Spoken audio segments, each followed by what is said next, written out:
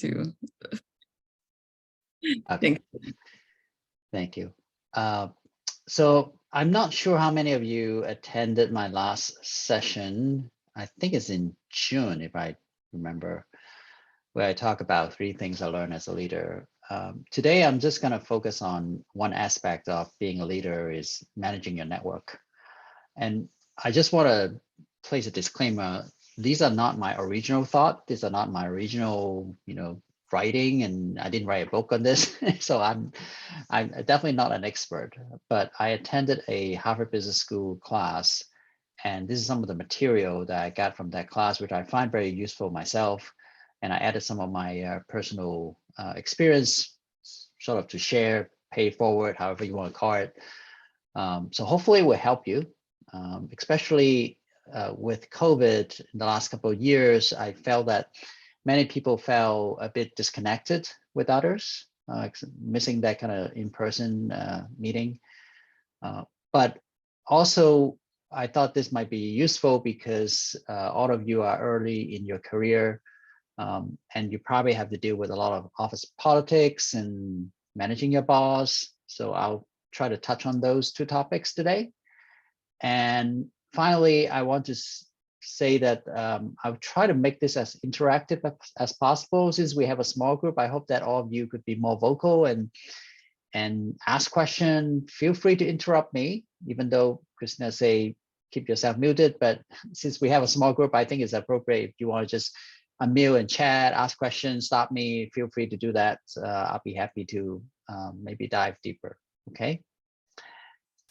With that said, let me share my screen. Okay. I think I used this slide last time as well. And part of me, as I think about leadership and management, this really is not that complicated because it really just involves 3 things. One is about you. Second is about others. When I say others, it could be other people or other things, your environment, your company, and whatever outside. And then the 3rd thing is the relationship between you and the others. Right?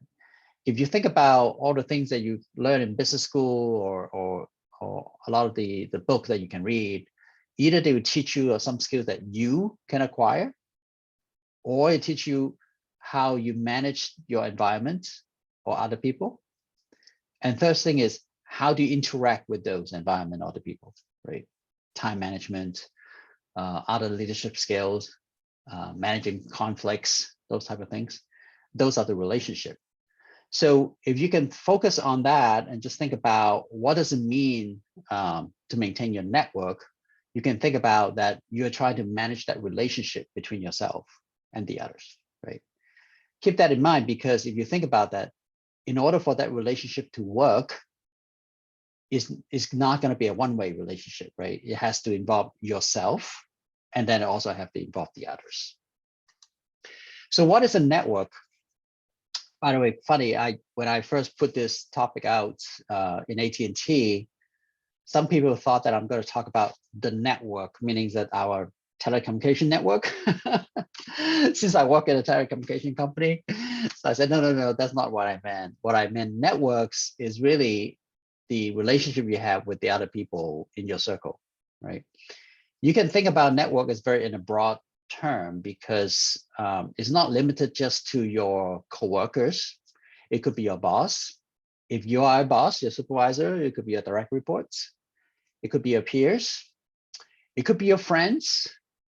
It could be your acquaintances, right? People who just barely know, maybe just met one time in an event. You could also have online followers, right? These days, social network, you can have a lot of friends you never met in person, but you might have good conversation with them. These are all your network. So the question is, how do you manage this? Okay. One of the things that is important to understand, networks has to be intentionally cultivated, right? Meaning that you have to think about how each of these relationships affect what you do, how you can be more effective in managing those. Okay. Network is getting bigger and bigger because of our social network as well, right? Even though you may not physically met with a lot of people, but it's become more and more complicated. Sometimes you go to LinkedIn, for example, for job-related activities, and then you go to Facebook or Instagram for other personal stuff. And now some people are using Instagram for business as well, right? So it's just a good mix of different relationships. The other things I want to mention is that networks created before you need them, okay? Which is kind of interesting because sometimes people frantically try to create a network when they need it. Generally speaking, when that happens, that means it's already too late, right? You have to build that relationship ahead of time, not to just, when you have a need, then you try to connect with people. Network has to be present and future oriented, right? Meaning that you don't just think about the present, but you think about what you need in the future as well, okay? A successful person who managed a career, they would think about what the next step is, or what the next career goal would be, and then think about what are the people that they need to get to know in order to push themselves into the future. Okay. One last thing, which is I think probably the most important about network, is intended to produce mutual benefits, right? Network won't work too well if it's a one-way street, okay? So you don't want to be the person who always just take, right? You want to also give in that relationship. So let me touch on something that is probably in everybody's mind, which is office politics. Because when we talk about network, you always think that, well, it's not what you know, but who you know, right? In a company, sometimes you have befriended that boss, so therefore he or she's getting a promotion. So, well, the fact of the matter is, all organizations are political environments. Why?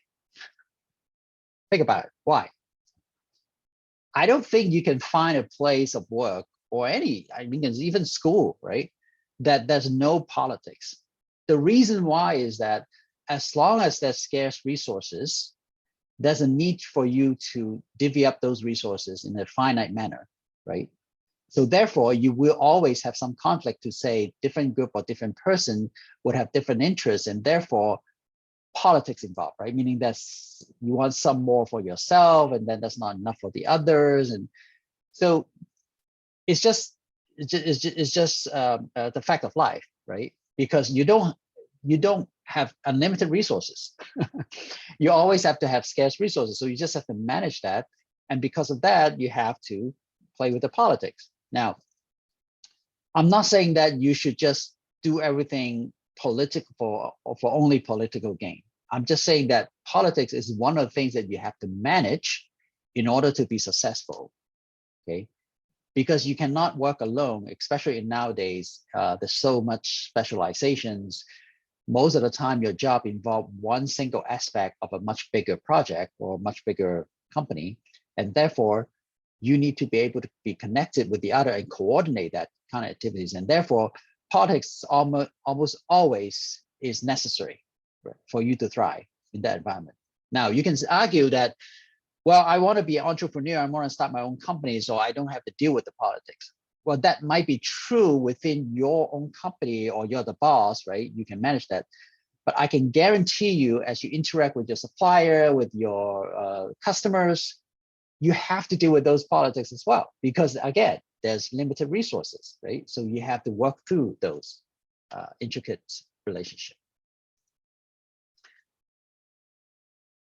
Now, the politics of it, I explain why you have it, but the key thing you have to understand is you have to build the organizational influence by developing effective networks. So your network is part of your way to try to manage those politics, okay? Because if your network is very limited, it also means that your influence on what's happening in that environment is very limited, right? So having a good network, it helps you to manage those political aspect or issue that you're going to come to deal with, guarantee you're going to come to deal with in that environment. A lot of people think that politics is a time-consuming distraction from the real work. It's true, but is also part of the sort of the tax you have to pay in order to get some of the work done. Politics can become very manipulative, right? So quid pro quo, I can never say that word correctly. So it's like, oh, I give you some and then I expect you to give me some, okay? In a way that it lists, but at the same time, if you genuinely do it to try to help other people, and certainly you would expect, when you are in need, that someone else would be able to help you. And that's just, to me, that's a good manner, right? I already talked about the resenting who you know versus what you know. But you have to also understand most disagreements are they are legitimate business issue, meaning that when you deal with politics, I'm in the operations, so a lot of time I have to deal with budget, right? Every company has a limited number of budget, right? There's no company that has, even Facebook now is laying off 10,000 people today, right? So you have to deal with that politics. You might say, well, why are they cutting budget on my department? Why can't you cut budget on the other department? Well, there might be a legitimate reason why the decision was made that way. Maybe it's from priority point of view, the other department is more on the growth side of the business, you are on the legacy side, so therefore, someone on top has to make that decision. So you just have to manage that, understanding whether it's a legitimate reason, and then you try to use your connection and network to try to fight as big a pie as you need in order to make your work sustainable. Okay, so it is a very tricky, delicate balance, but at the same time, it's something that you have to put some time on to manage. Okay, what is the cost of not networking? It could be lack of resources. Okay, you might not have the budget or the time and the space to do your work. Okay, you might be uninformed decision making, meaning that you may be disconnected from what's going on in the other team or the bigger environment or the bigger company. And by the time you find out, it's already too late, right? I mean, you all have experience like that. I was like, oh, I didn't know that. They just do a reorganization. I just find out, on the news channel. I find out on the news. And also, if you're not connected with those decisions, then you might be getting unfavorable decision being made without your input. Okay. And also, there could be persistent tension with the other team. That, I think, in a big organization like AT&T or any other company that I can think of, is a very common thing, right? It's because every boss has their own circle, and then they always have their own way of doing things. And sometimes there's some tension between the teams, which I think actually sometimes the tension is good because part of it help generate some competition, but at the same time, it give everybody try to focus on things that will work rather than try to focus on things that doesn't work. But it can also drive teams apart, right? Sometimes you don't want to share with the other team because you don't know what their intention is. I think getting to understand, to have a common objective for the company to drive those behaviors is very important, right? It's up to the higher management to drive that behavior to say, hey, we are in this together, right? We're not competing internally. We try to achieve the common objective for whatever that is for the company. The cost of not networking, also lack of team recognition. I'm sure that some of you feel like that sometimes you do a lot of work and then you're not being recognized, right? You just want to, hey, my boss doesn't even know I finished all these work, or you did the work, your boss know, but the other department doesn't know. So having that networking allows you to have the opportunity to demonstrate the work that you do. Okay. So I just want to open up a little bit. I don't know what all of you, your career, the kind of company you work in, or whether you're self-employed. Is there any other example of politics that you face today or in the past you want to share?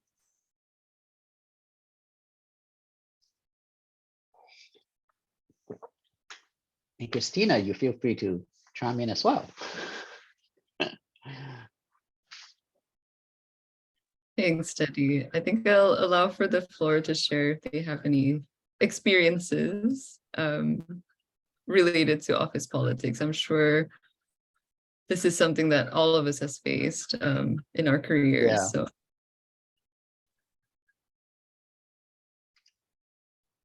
The group today is very quiet.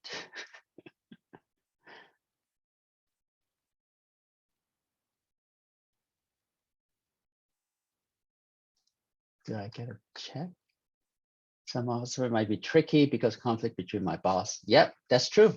I'm going to touch on managing your boss a little bit later, but it's true. Sometimes it's within your own small group, right? You could be in conflict with your boss, or you could be in conflict with the people, your peer within the same boss as well. How to deal with difficult boss? Well, I don't think there's one single answer I can give you because everyone is different. Sometimes you just have to manage it, set the expectation, and to work with it, right? Because there are times that where you don't have a choice with a difficult boss. I had difficult boss as well. And I can remember one time my VP, this is almost 12 years ago, I think. I was working and I'm managing the Asia Pac region. I thought I was doing pretty well. And then out of the blue, my VP called my boss, my EVP, and just say, I don't want Teddy to work on this anymore. I want to put him on a special project. And just remove me and replace my job with one of my peers. And it was very difficult because I don't know why. I still don't know why up to today. And second, it's something that I feel comfortable doing, and then suddenly it's out of my control, right? But at the same time, I say, okay, let's make the best of the situation. And then I didn't want to argue or anything, but I want to live with that situation and continue to work and try to do my best, right? Because the best thing for you to do is to not to hold grudges, but to try to demonstrate how you can thrive in that difficult environment. And I think that out of that, you should be able to get more out of it, or people recognize that, and you can come out of it a better person as well. I saw someone raise their hand. Yep. Hi. Can you hear Go me? ahead. Yeah. Yeah, hi.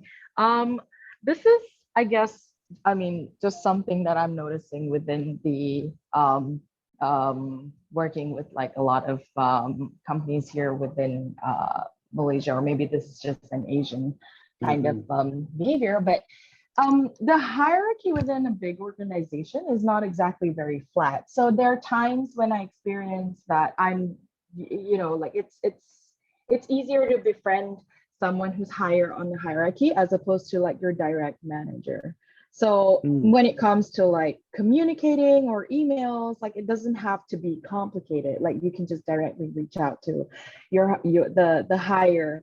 I'm the highest person within the hierarchy, but then like the politics that comes into play here is when your direct manager kind of stops that, because it's not okay to just simply do that. Like you need permission, you need there has to be some sort of context that needs to be set. But and this gets a bit confusing, right? And it delays a lot of like quick responses when there's a lot of power play here. And how, I mean, I don't know, will you be covering something like that in like in the entire session, or Yeah, I'll touch a little bit on the managing your boss, but as I said, I mean, I don't have all the answers to all the individual situations. Someone just mentioned on the chat, like, is if your boss scream at you all the time and curse, what do you do?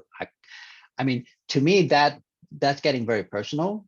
Then I think if that's something that you felt personally threatened, or you're not comfortable even to be working in that environment, then I would suggest that you have to think about leaving and find somewhere that you feel more comfortable, right? Because to me, there's just so much you can do to manage that relationship. If you really think that is threatening to you, then you really shouldn't be subject to that.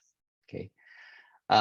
I agree with you. I also find sometimes it's easier to cross level to communicate, because you don't feel like that you have direct what is that, the consequence, maybe I should say, yeah, meaning that because you felt like that your boss is always watching you and giving you feedback or do your performance appraisal, so therefore you tend to be more cautious of how you approach that, right? It's almost like just working relationship.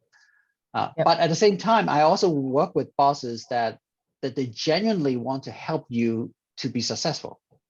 Okay. And that to me is a two-way street, where when that boss, you feel like that they genuinely want you to be successful, then you are more willing to go above and beyond what you do every day to try to help your boss as well, right? So it becomes a much more productive and environment. But as I said, not everybody is the same. So you just have to manage that and set the right expectation based on what you're understanding how your boss is.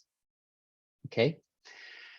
Very good discussion. I'm just going to move on to the next topic, and then we might come back and talk about the boss when I go to the second half.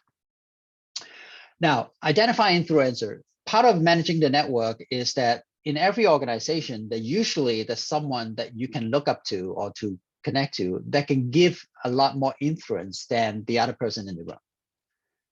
I don't have to tell you that. You sort of intuitively, you kind of know, right? So it's like someone in the meeting always be very thoughtful and give suggestion that is, being acknowledged and recognized. I don't like that point, talk more about more than others, because sometimes there are people who talk a lot, but they may not be just very substantive in what they talk about. But listen to the most, meaning that you notice that those are the people that the boss or the influence or the decision maker generally listen to or value. Those are the good influencers you should network with, right? Because you can see that they can be a very good, important bridges for you in getting your work done or getting to know better about the organizations. And whatever they do generally is very important to the goal of the organizations. And also for people in that role, generally speaking, they also have more tie with others in the company, right? Because people look up to them as the expertise. So these are the people that you want to identify to say, hey, I need to probably have coffee with that person just to understand and get to know him better or her. Now, there are two different types of network. This is where the Harvard Business School information helps provide a structure to it, right? They define it being strategic versus operational, okay? And you want to seek diversity, right? You don't want to like all your network is one single group, right? Your network should be very diverse. Some people could be totally outside industry, right? Or your department. And then they could be at different levels, right? So I know people that they don't feel very uncomfortable network with people not at the same level for some reason. But I actually think that it's important for you to have cross level, especially if you're looking for promotion or moving different job, that because those are the high up can have a big influence on whether you're going to get the next job, right? So it's important that you have that kind of network, include people not in your immediate level as well, but outside your comfort zone. Include adversary and competitors. I think this one is kind of interesting, right? So you want to be able to network with people, it could be your competitors. As long as you're doing it from a very, again, genuinely competitive, but not, disgruntled, right? About what other people do, okay? And look beyond the everyday. Okay, again, we talk about not just present, but future, right? Don't limit yourself to only the relationship you have today, but go beyond that. Your vendors, your customers could be very good, important network. Now, this is what Harvard Business School come together, and this is very, very simple. I mean, you probably have seen this kind of, if you go to attend a business school, to give you a chart like that, right? You plot the importance of that relationship, and then you plot the quality of that relationship. So presumably, and this is not something you do in public, right? You do it in privately. So the people that your network, you can put them in different buckets, and it helps you to think through strategically, okay, whether your most important strategic relationship that you identify is in the highest quality it could be, right? Meaning that, do you spend enough time? Do you just contact that person once a year? Do they even know what you're working on, right? Maybe it's time to have a cup of coffee, just to not that you want to get anything, but just to communicate, right? Just provide some information. Oh, I'm working on this interesting project. Just want to run by you. Generally speaking, and my experience is, if you ask someone to say, hey, I want to talk to you to see if you have a job for me, people are kind of reluctant to do that, right? Because they might not have anything open. But if you say, hey, I just want to get your advice. I value your advice. I have this thought about a project. I just want to get your advice. People will be willing to listen, because you're basically asking them not to all have to bring you back something, but to just ask for the advice, right? And who knows, over that conversation might lead to something else. Okay. Develop your networks, and I don't have to tell you that because most of you in the younger generation, you're very fluent in using social media, social network, right? Email, Facebook, LinkedIn, Twitter. I don't know what others I use WhatsApp as well. Be social, but do it appropriately, right? I think different social network has different purposes. LinkedIn certainly in the US, I don't know whether it's very good in Asia as well, but in the US, they're very good for promoting professionals' achievement. I think last time I did the Asia Foundation, your team was very graciously posted a post and I linked it to me and then I pinged it. I got a lot of feedback from people that I know, so that's great. Because that helps you to build your profile, basically, right? Your professional profile, to say that, hey, I heard about this person, or I know that he or she has experience doing this because I saw one of the posts, a few months ago. You never know what that will lead to, right? Because someone who'll be looking for, I want to look for someone with that experience, and because of a post you post 3 months ago, they might find you. So I just try to be as open as possible to help. I think doing this Asia Foundation is one of the things that I do, right? Because I wouldn't have a chance to connect with any of you if I'm not doing this. And who knows? And if I could help you to connect with other people, and vice versa in the future, right? So that's part of the expansion. I also volunteer. You heard that I was a president for our employee groups. For those of you who know, many big companies, including AT&T, we have employee groups. And basically, the employee will volunteer to organize activities for any specific reason, right? So for us, the inspiration team, we are focusing in promoting Asian culture and helping our employee, not necessarily Asian employee, but anyone interested, to mentoring them, provide educational activities, and sometimes just cultural, right? So for example, we organized the Dragon Boat race last month. So we form a team and go out there and have fun for a day, enjoy a lot of good food and do Dragon Boat, and to let people who might not be familiar with the Chinese, Indian, or other Asian cultures to get exposure to it, right? I didn't do it because I got paid. I do it as a volunteer, but most importantly, it helps me build my network, right? Because I get to work with the people not in my immediate business related work, but we do it because we all volunteer to have a common goal to try to promote Asian culture. Okay, I can tell you a lot of the good friends that I met in Dallas is because of the employee groups. So I highly recommend it if you have something similar. And even if you don't have it at your company, you certainly can reach out to other volunteer group in your countries doing volunteer work, because that not only is very fulfilling, but it also is a great networking opportunity for you.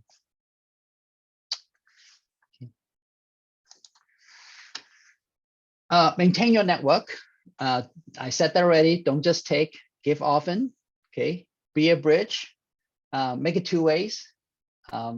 Be generous. Sometimes people say, hey, I want to know about this person or this girl. I know that you know the other person. Try to make that bridge for other people because you never know, right? One day you might need someone to help you with the bridge to get to another person. Make human connections. Make it genuine, okay? Because people can read through you very easily if you just want to get something and you're not really genuinely want to build that relationship. Okay, I don't do it now. I think a few years ago, what I try to do is, like, at the end of the year when I have some downtime, right? Usually at the end of the year things slow down. I would look at my contact, and there's some people that I haven't talked to for a while. I just send them an email, say hi, say, hey, how you doing? I just thought about, Merry Christmas. And just so generally, hey, I just want to connect. No agenda, right? Not that I have a job opening. I just want to talk to you, but just want to say hi. And you never know, right? Sometimes they reply, say, oh, I thought about you as well as we talk, and then we connected. So those things are easy, but is sometimes we forget to do. Okay, and be genuine. Okay. I'm not going to go through this one because I know that you're all eager to talk about your boss. So your boss is one of the most important relationships in your network, right? I think this is universal, and anyone who work in the industry would know, right? The reason being that your boss depends on you to produce, to collaborate, okay, not just with your boss, but with other peers. Be reliable. Can your boss trust you? Okay, and share information. Okay. Now, I said up front, any relationship has to be mutual. Okay, so you have to think about not just, you know, what your boss can do for you, but what you're doing for your boss, right? Because the dynamics is two-way. You cannot just think about one-way relationship. So what does your boss depend, or you depend on your boss, right? Now that's the expectation part. Okay, what do you set your expectation? What do you want in a boss? I always think that everyone deserves a boss. I'm not saying everyone deserves a good boss, but everyone deserves a boss, right? You have to have someone to help you provide some guidance on your work. Okay. Now, if you're entrepreneur, you run your own company, maybe, well, I don't have a boss, I'm the boss. But somehow over there, you might have a board, you might have an investor, right? So you still have to think about that kind of relationship of who you're accountable for. You could be your own boss, right? So you set a goal upfront when you try to open a company. You have to keep thinking about, you know, am I achieving that goal? So the same thing, right? You depend on your boss to define the goal for you, value your input, make resources available, funding, equipment, staff, time, okay? Be available. Is your boss accessible? I know that sometimes, you know, I've known people in a big team that they said they only talk to the boss once, maybe every 3 months. That's not good, okay? And part of it is that you have to, is it because that your boss is really, really busy, or is it because that he or she doesn't even know that you want some time with them? Generally speaking, when I manage my team, I always set up 1 week, every week for 1 hour, half an hour actually, with all my direct report. And I told them that this is your time, okay? I don't want to dictate the agenda, but I just want to put in my calendar every week I have half an hour with you. You bring the agenda. You bring whatever you want to talk about, okay? And then, you know, we'll use whatever the time is needed on either your career development, it could be some business issue. Sometimes we just talk about our family.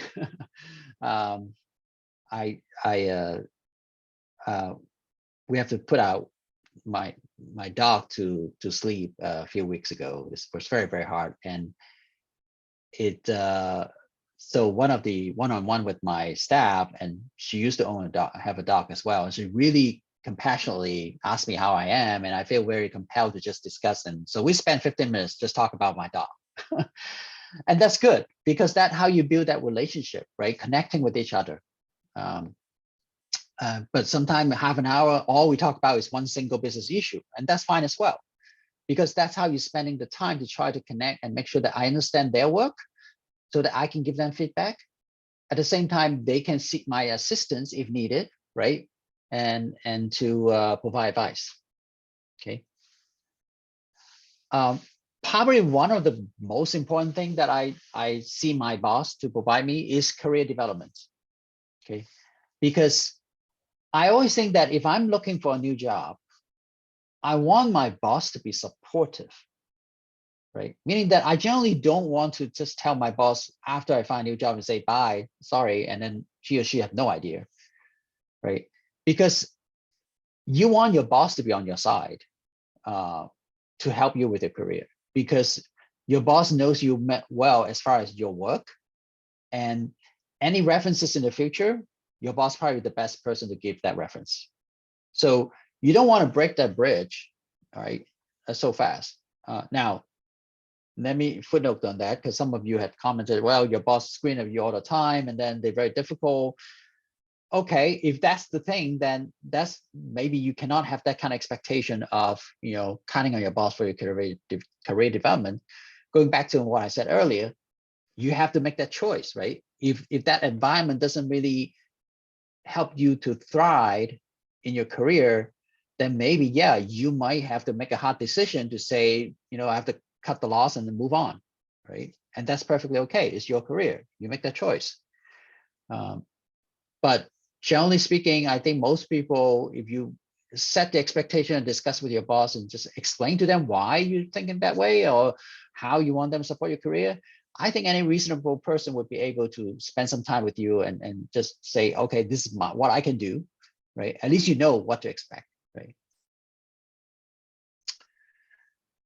Managing up, you might not think it that way, but I think it's your responsibility to manage the relationship with your boss, right? Because many times you cannot choose your boss, like it or not. You cannot, just like you cannot choose your parents, right? It's given to you, so you have to work with that. Okay. Every new boss that I get, generally I would tell them, if that person is new to me and I'm new to that person, I would tell them what my style is, right? So some people, they like to be very structured, like every meeting have to have an agenda. Some people just say more free form. My boss for example, my boss, generally when I meet her on a half hour every week, the first 10 minutes is just talk about, families and other things, which is okay. That's how she operates, right? Because, and there's some boss that I work with that is like business right on point, right? Like, yeah, I don't want to waste any time. Like, go right to it. What are the issue? 1, 2, 3, 4, and that's the style. Everybody's different. Okay, you just have to manage it to say, okay, this is how I'm going to work with you. I can see that. That's fine. Acknowledge it. You don't have to like it. You just have to work with it. You can change your boss, but you can control how you interact with your boss. Okay, that's what very important. It's up to you to set that expectation. Okay. Understand your boss as a person. Now, again, let me footnote it. There are some extreme cases where it just won't, like, you just have that personal conflict. You cannot go beyond that, right? But I think for most people, you should be able to at least initial casual conversation, share information, acquire. But at the same time, I'm of the opinion that you do have to have some separation of managing your boss as a person versus managing your boss as a manager, right? Because that relationship is very intricate. I mean, you don't want to be off balance. You want to have a good balance of personal level, but at the same time, he is your or she is your manager.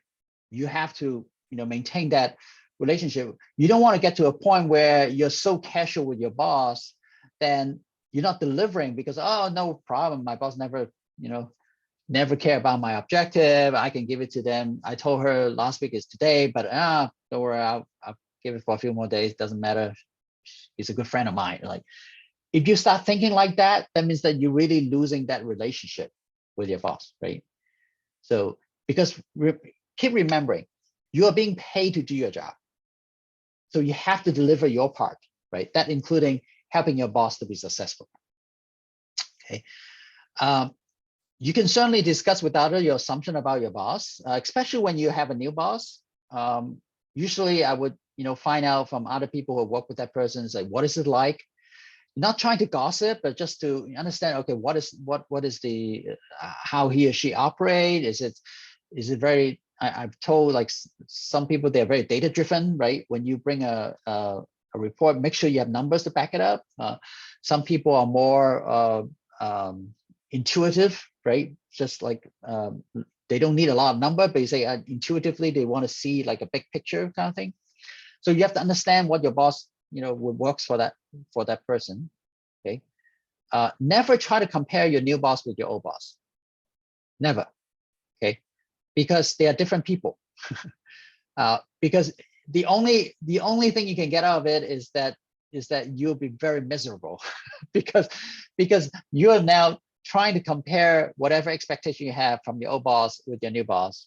And then you say, well, my old boss wasn't like that. I can't work with this person. Then you're being trapped, right? You're not being trapped with the boss. You're trapped in yourself of setting the wrong expectation. Okay. So be open about changes, but at the same time, manage the expectation. Okay. Now, your boss actually have two different roles. One is coaching, one is evaluating. And I don't think you want to mix up the two. Okay. Evaluating has to do with performance. Okay. And providing feedback. Coaching is more about development. Okay. Helping you develop the skills, develop the management skills or technical skills, providing you the space to learn. Okay, that's coaching. I have worked with bosses who are technically more better than me, but I also have worked with bosses that he would tell me upfront, it's like, you know more than I do, which generally speaking is a good thing, right? Because you should be the expertise who actually do the work. Your boss is the management. They don't need to know every single details, but they can still coach you, right? Not on the technical skills, but giving you the big picture, helping you to deal with the interaction with other people, right? I remember when I was promoted to be a director, I have a lot of good technical skills, but I really don't have a lot of good people management skills. And that's where I learned from my boss and how to interact with my team at that time, right? Because he gave me that coaching skills. And I really value it because those are the things that you can read as many books as you want or take as many classes until you actually put into practice and actually work with the people. It's very hard to get that experience. And that's where the coaching happens, is to having your boss to spend the time to give you guidance to say, hey, I have this very tough, I remember this one time, one of the staff, I was giving her a performance appraisal, and there was something that I forgot if she did or not didn't do throughout the year that I'm not happy about. I was about to give her a very poor grade, right? And she was very upset, and she actually escalated to my boss. And then when I talked to my boss, he helped me to think through it and to help me, coach me to give a compromise to make sure that I can communicate properly to her, but at the same time, make her don't feel like that the world is ending, kind of things. Okay.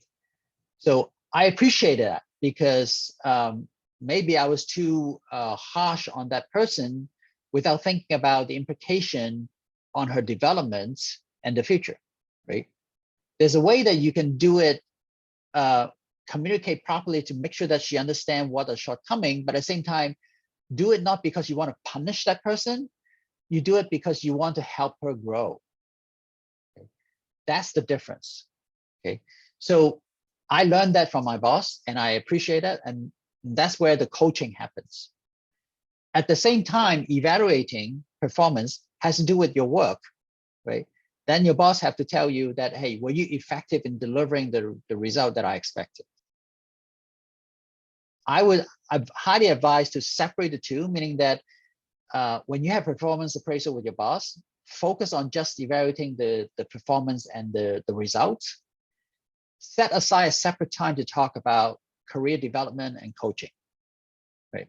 Because if you mix up the two, sometimes you get too emotional because maybe you get a bad grade or whatever, or the other way, right? You get very high grade for your result, but then at the same time, oh, maybe I don't need any coaching.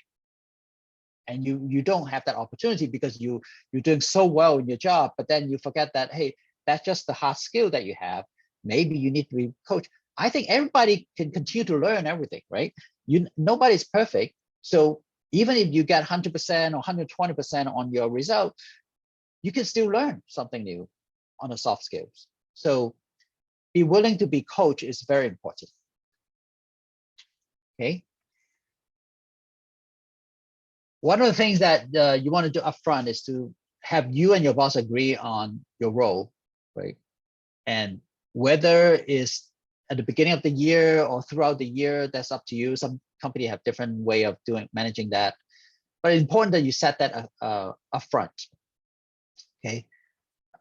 Understanding how your boss is different as a person, as I said, right? Some people is more, they tend to be more like to be more on the personal level, but there's some people just say they're strictly business. understanding strength and businesses. And some bosses are very poor at delegation. I have seen those are usually the micromanager, right? Meaning that they don't delegate, they get involved in everything. And that's something that is very tricky because you don't want to push back too hard, but at the same time, you have to maybe on the side during your one-on-one to say, hey, let me handle this. How about this? Or make a suggestion, right? Say, hey, instead of you taking the action item, boss, or let me take it back. I'll give you an update in a week. And if you consistently deliver that, your boss will feel comfortable letting you do it instead of, delegate to you or to other person, rather than taking it themselves. And that's how you sort of manage the expectation. Okay. What is your preferred working style, right? Compared with your boss. There are some bosses that dislike meetings, but there are some bosses that, they always want to have a big group meeting because they want consensus. Okay. So make sure you understand that. Clarify goal, working together, clarify your boss expectation, communicate. Okay. I know sometimes it's very difficult, but there's no shortcut to this. You have to put in the time to communicate. Discuss your career aspirations. Okay. By the way, this is just my personal experience. When I interview candidates in the past, I will ask them why you leave or you plan to, if they have the current job or they just left their current job, like why do you leave your company? Usually when I hear that person tell me, well, because I cannot work with my boss at the time, that is alarm to me, right? Because that tells me something. Now, even though there might be a legitimate reason, meaning that, hey, that was a lousy boss, he screamed at you all the time. I always think that unless it's an extreme case, generally speaking, that shouldn't be the reason you want to leave a job, right? Because that means that you are really being dictated by the external environment. You want to take hold of your career, then you want to think about, hey, I want to move because I want to further my career. Okay. Your boss issue could be just one of the many issues. That shouldn't be the driving force for you to move on to different jobs. Okay. Because it also tells me that, and I wouldn't know the details, right, during a 1 hour interview, is it because that you also very difficult to deal with other people, right? That I have to worry about that, hey, how do I know that you might not bring with that your baggage so that I cannot deal with you in the future? And I actually had that happen to me one time. And I hired someone, I was working in the US, but I managed a team in Asia, and that person I had to hire in Hong Kong to part of my marketing team. And I only did a phone interview at that time. And once that person was on board, I find out through interaction with that person, also that person with the other team members, there was some issue. It comes down to personality and the way that she handles things. But the net is, I have to let her go within the probation period, right? Because it doesn't work out. And that's something that I cannot, I didn't expect after my interview. I thought I find a good candidate. She's qualified to do the work, certainly. But it's just that the personality just couldn't fit in the team, right? So you have to be careful. That's also when you interview, you're also interviewing your boss, right? So you have to find out that whether you will have that kind of common understanding with the person you're going to work with in the future. Okay, I know I'm running out of time. I only have 6 minutes, so I'm not going to go through the other slide. I just want to let the rest of the time for you guys to ask questions. If you want to talk more about your boss, feel free to jump in and let's have a discussion. Sorry, I have a question. Sure. Yeah, you mentioned that you're allowing your on the topic of quitting or moving to a different job because your boss is difficult. You mentioned that that shouldn't be a reason for you to quit your job because of your external environment. But what if the person, your boss itself, is very demoralizing and you're just not happy in that position? Like, is that not enough of a factor for you to maybe jump to different teams, or like, yeah, again, moving to different jobs, and you keep hearing about the same testimony, but with this person, right, with this boss, that they're not exactly great, but you need to develop thick skin to be able to deal with them. But what if you have reached your tipping point? Then what happens? Yeah. Do you still Let- stay? Yeah. Let me clarify. I'm not saying that should not be your reason. I'm saying that should not be your only reason to move on. Especially when you interview, right? If you say that, hey, the only reason I want this job because I want to get away from my old boss, that will come across as very difficult for the new person to accept, right? So yes, I agree that there's always a situation where you really, I've reached the end of it. I want to get out of it. Okay, but think about it in a broader sense. Right? That could be one of the driving force, but at the same time, hey, this is your career, right? You want to manage it, so you want to think in a way that, excuse me, not just being dictated by whatever that's happening there. You want to think that, hey, I have more control of this. So yes, I understand that's a difficult situation. I'm going to continue to manage it. At the same time, I'm going to see what's out there, right? And then pave the way for me to have, moving forward, right? All I'm trying to say is that, don't let that be the baggage you carry with you to your next job.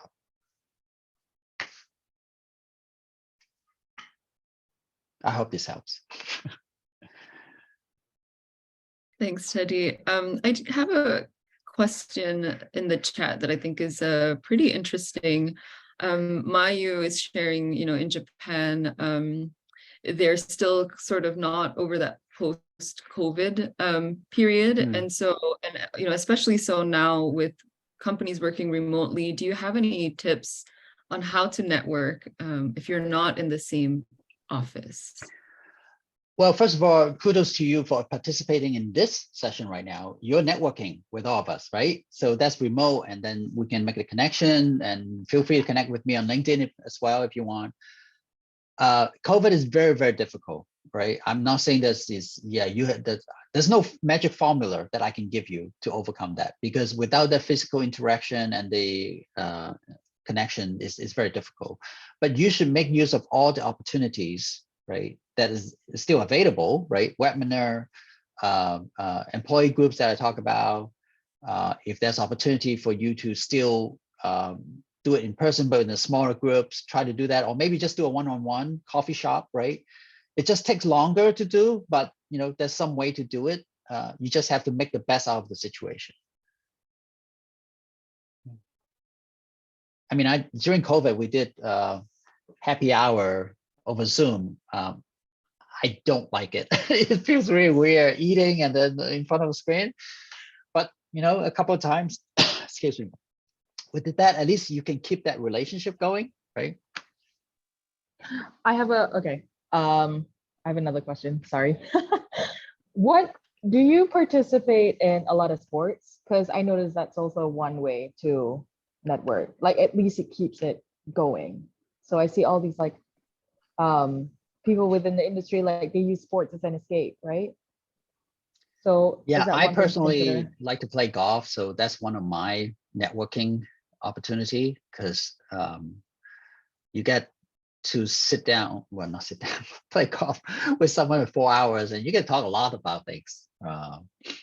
So that's just my own interest. Certainly, there's other sports that you can get into, yoga class, I don't know, other things.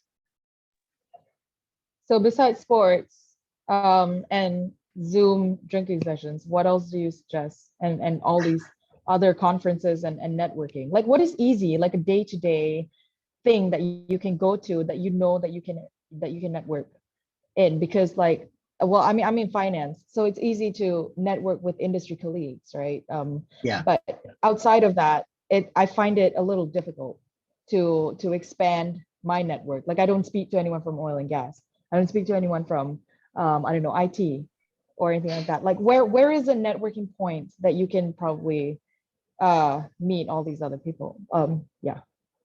I mentioned the employee groups. I can tell you, at least my experience, the employee group definitely help, because it expand my contact, not just to within my industry, For example, in Dallas, where I'm based in the US here, we have employee groups from Toyota. America is headquarters here. McKesson, one of the biggest company in the world, Goldman Sachs.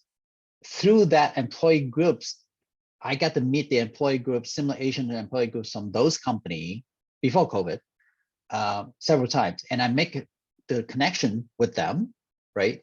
Then I probably wouldn't have if I didn't participate in those employee groups. Now, I can't tell you which group that you should go to in your country or environment because I don't know, right? You have to seek that to try to expand that. It may be just start with, attending one of those finance professional network group first. And from there, you might get to know someone from a different company who might lead you to a different industry, a different groups in the future, right? You have to start somewhere.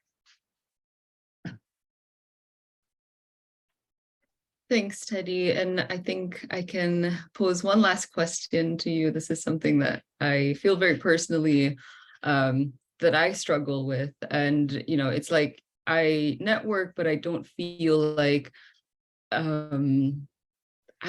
make full use of that network. And sometimes it feels quite awkward to go to your network to ask for something. Do you have any tips to kind of make it feel more natural or less awkward for someone who's, not usually not used to asking for help or, advice, things that kind of, Don't feel sorry because I'm the same thing, right? I'm an introvert. I hate going to cocktail party. I hate it because I just like, what do I do? Who do I talk to? Right? What do I do with do I drink and eat at the same time when I'm talking? Like, there's so many different things that I don't feel comfortable, right? But however, I prefer, to have more one-on-one dialogue. That I'm okay. So I would, I say, hey, do you have time for a cup of coffee? Or as I said, don't just always ask, but also give, right? So if you have opportunity about something that you think the other person might be interested, give that information, right? Give more, because by giving more, you have more opportunity to receive. Then when you ask, you would not be very awkward because you already built that relationship ahead of time. And sometimes you don't have to ask. And if you have the relationship, I think it will come naturally, right? That you don't even feel like you're asking because you're just like sharing information, and that person will be willing to contribute and help you to find it. So. Great, thanks for sharing that tip. Okay, I guess with that, we've come to the end of our session. So today, I think Teddy has shared such great insights around, the types of networks, managing your boss, navigating office politics. And I think one quote that I can take away from this session particularly is that networks need to be created before you need them. Exactly. Yeah, I think that's a really good thing to keep in mind as we sort of progress in a professional development. Thank you so much again, Teddy, for sharing your insights. I think I speak for all of us when I mention that, this is something that is relatable at all levels of where we are in our professional career. So if you are an early in career women in STEM, we would definitely welcome you to join our network if you haven't already. Or if you feel like anyone within your networks would benefit from this program, please feel free to share this opportunity with them. I'll share the link of our website in the chat right now. So when you sign up, you have access to not only mentorship, but also learning resources that's provided by our supporting partners, such as AT&T. And you also have access to speaker series such as this one. We are also gearing up for in-person networking events very soon. And so we hope to be able to see you at our future events. And with that, thank you very much to Teddy for sharing your insights with us on this topic, and to all of you for joining and spending time with us today. I look forward to seeing you at our next event. Thank you so much, everyone. Thank you. Bye-bye.